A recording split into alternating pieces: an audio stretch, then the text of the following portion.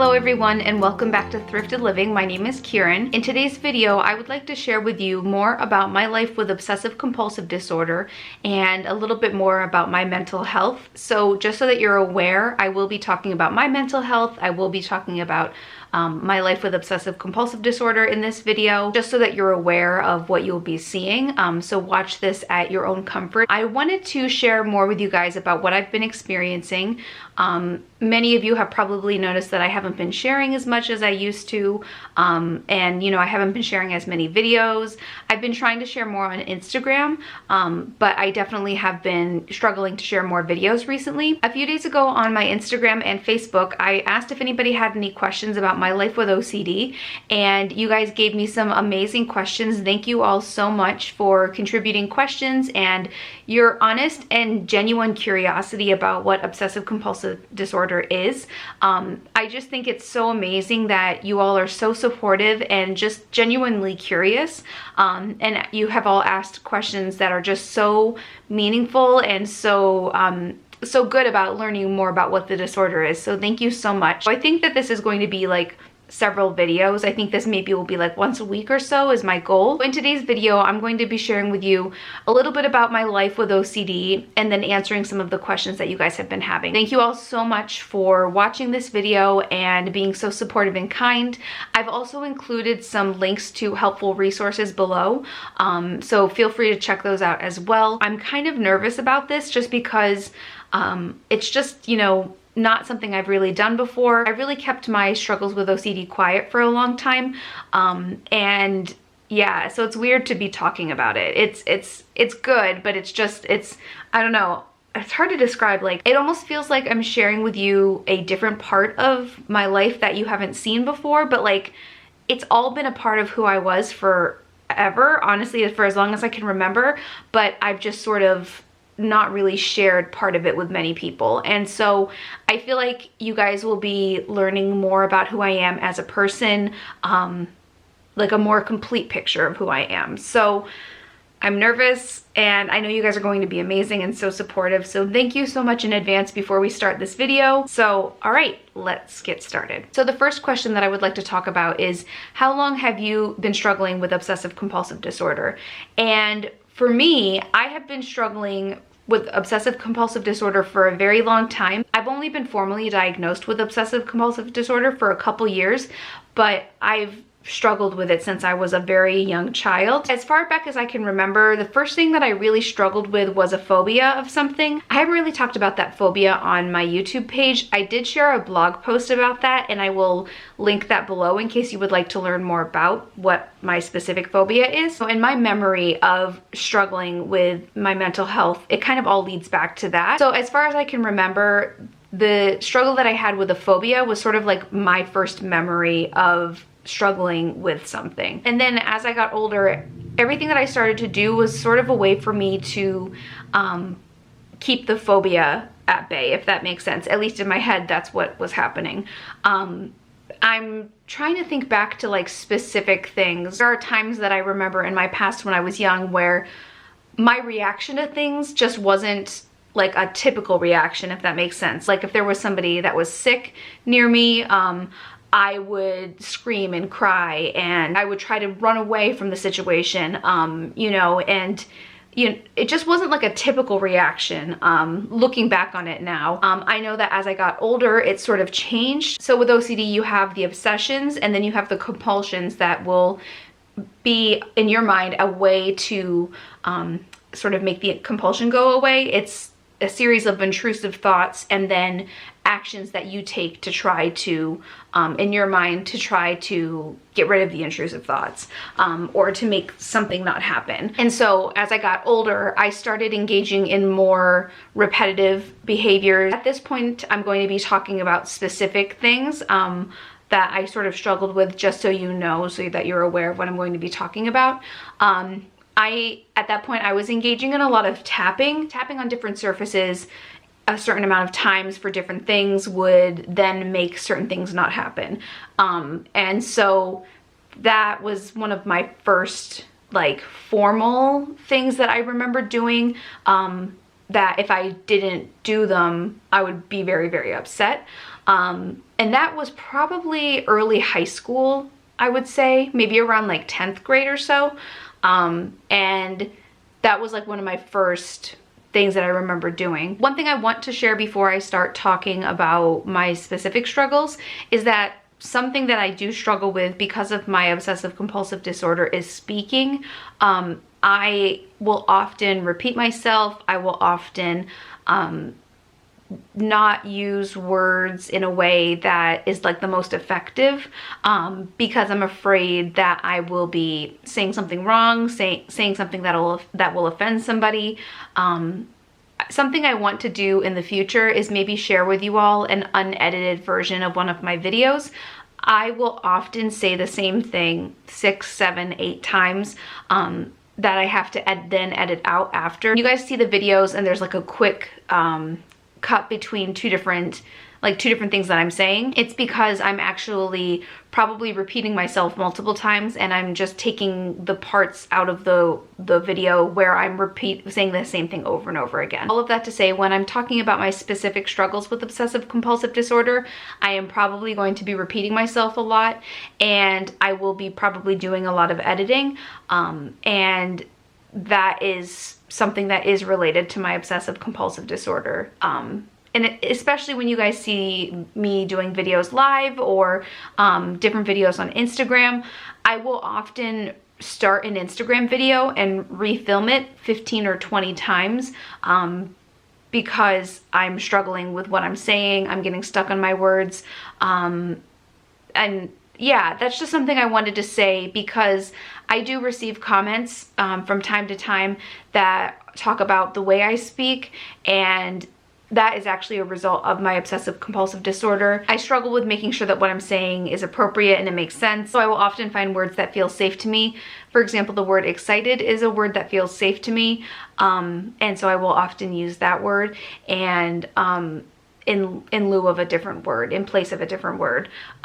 So that's just a little bit to explain to you why there might be a lot of different cuts in this video, and why it might take me a little bit longer to say something, because because I'm talking about something that's very personal to me, something that I'm very nervous to talk about, and two, it is also related to my obsessive compulsive disorder, and two, it's also something that's related to my obsessive compulsive disorder. So I just wanted to let you guys know that before I shared. As I said, I was engaging in a lot of tapping, and that was sort of like where my compulsions started. And then as I got older, things changed. I started doing different things. I started engaging in different compulsions that I will be talking with you all more about over the next however many weeks, months, years that I continue sharing this with you guys. But something else that I also struggled with as a teenager, and I still continue to struggle with, is hand washing. As a teenager, that was when it really got bad for me. I actually had a friend who gave me a lotion that really helped my hands, and I was so grateful to her for doing that. And you know, I wasn't even really talking about it at the time. I didn't even know what it was at the time.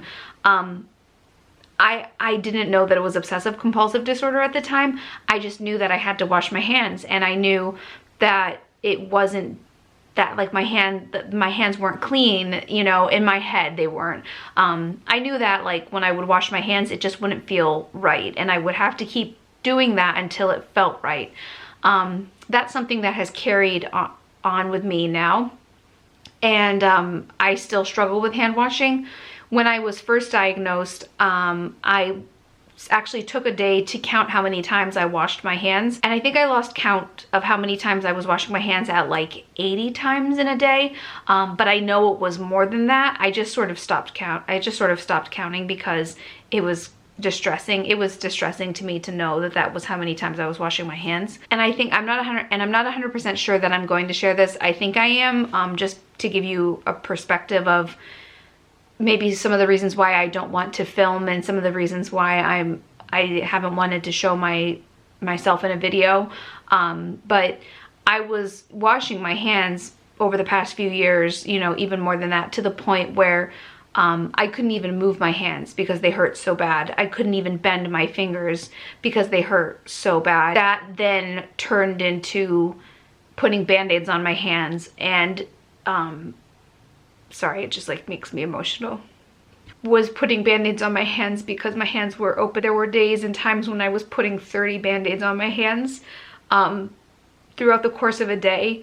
I would have easily 10 or 15, 16 band-aids on my hands, and I was doing that because my hands were open and painful, and so I would try to protect my hands. I was going through 5, 6, 7 boxes of band-aids a week, if not more. I would always carry band-aids with me, and it was hard, you know, because I would have people ask me, you know, why are you doing that?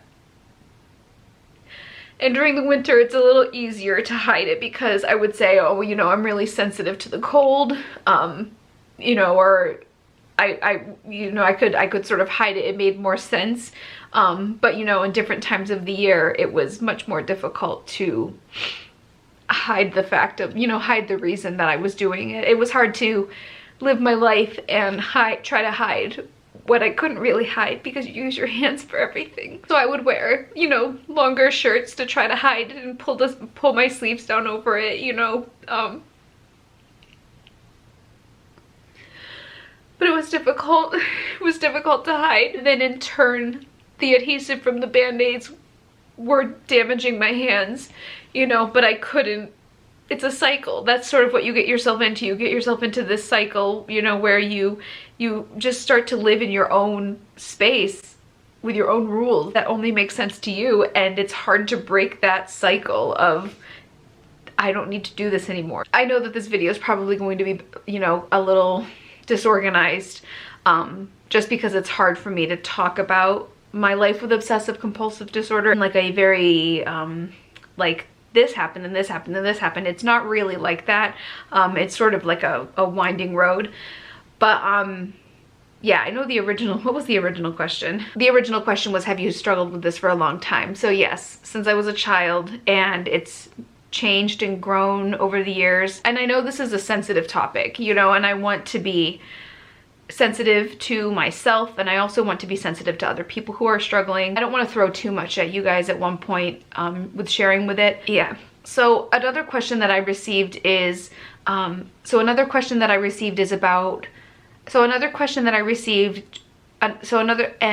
I think I'll just really talk about 2 questions in this video, in this like Q&A part of the video. The other question that I want to talk, so the other question that I received is, the second question that I would like to talk about with you is, the second question that I would like to talk with you about today is, why is preparing, so the second question that I received that I would like to talk with you all about today is, why is preparing food so difficult for you? The second question that I would like to talk about today is, why is food preparation so difficult? And I received that question because I have been sharing on Instagram different pictures and different posts about, specifically about preparing food, and how I've been really working toward being able to do that more recently. So pretty much the reason why food preparation is difficult for me is because I am concerned about contamination. I have a big concern about making sure that the surfaces that I am cooking on are clean, that the utensils I'm using are clean, that the pans and the skillets that I'm using are clean, but then also that the food is clean, and that, you know, the way I'm going about preparing it is the correct way, making sure that my hands are clean. It became really difficult for me to be able to prepare my own food because there were so many other steps that led up to me being able to even cook something. You know, I would need to make sure that the food wasn't expired, that the package that it was in wasn't damaged at all, you know, and then in addition, I would need to make sure that the surfaces I was using were clean, that my hands were clean, and it was becoming overwhelming for me to be able to clean and prep things and also make sure that everything was cooked properly, because then I started to develop these ideas in my head about food safety, and it just became sort of like this mountain that I couldn't climb. In addition, sorry, I'm gonna cry again. In addition, my hands hurt so bad. that it hurt to wash them to cook food. And I was washing them so much while I was cooking food that I couldn't even eat after because it hurt to hold the fork. I really struggled with preparing food because it was never just like a 5 or 10 minute process. It was a 2 or 3 hour process to cook eggs, to cook dinner. It became very difficult for me to do that on my own. And so Sean has been so helpful. Like, I can't even describe to you what a huge help he's been. He's amazing. But he started to do all the food preparation for us, and that was mainly when I'm really sick. That's how I describe it. He will take on the responsibility of preparing our food, like completely his job, when I'm really symptomatic, which means that I'm struggling with a lot with my OCD. There are times when I'm less symptomatic and there are times when I'm more symptomatic, and food preparation is really difficult when I'm more symptomatic. It became difficult to prepare food, so I was just grabbing bags of chips and prepackaged things that I could just like open and eat because it was too difficult to do anything else. And I thought even about microwavable meals, maybe that would be something I could do, or just something I could pop on a plate and put in the microwave. But with the microwavable meals, I was finding, flaws in the packaging, at least in my perspective, flaws in the packaging that would make it so I was afraid to eat it.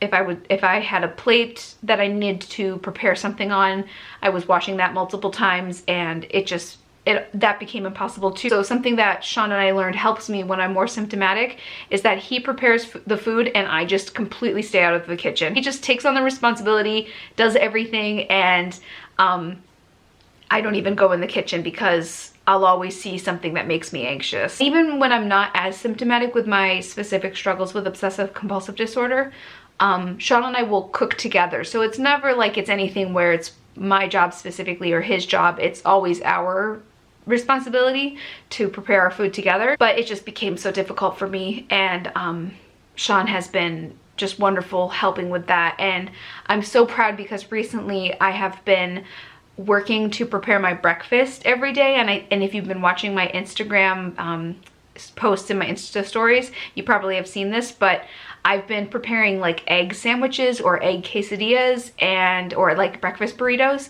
And I think a couple days ago I made a breakfast sandwich and it only took me like 15 minutes, which was amazing. That same process would have taken hours in the past and would have ended with me sobbing because it was just so many steps. Every day I get a little stronger and every day I learn something new, and I just had to share that accomplishment with you guys because I'm really proud about it. So I think I'm just going to answer those 2 questions for now.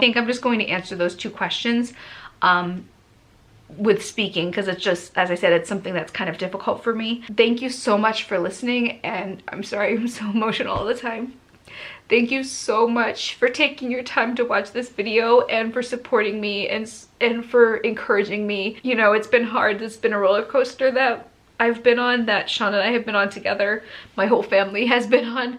And I'm just so thankful for my family, my friends, Sean, everybody, just for their love and support. I'm thankful for you and your love and support. And I look forward to sharing more with you all about this because it's a huge part of my life right now, and I hope that I can provide support and encouragement to somebody else who's struggling. And if you are also struggling with obsessive compulsive disorder, or you think that you may be struggling with OCD, I've included some resources below in the description box that you can look at. Thank you all so much for watching. I hope to share videos like this maybe once a week. I regularly share posts about my life with OCD on my Instagram and Facebook pages.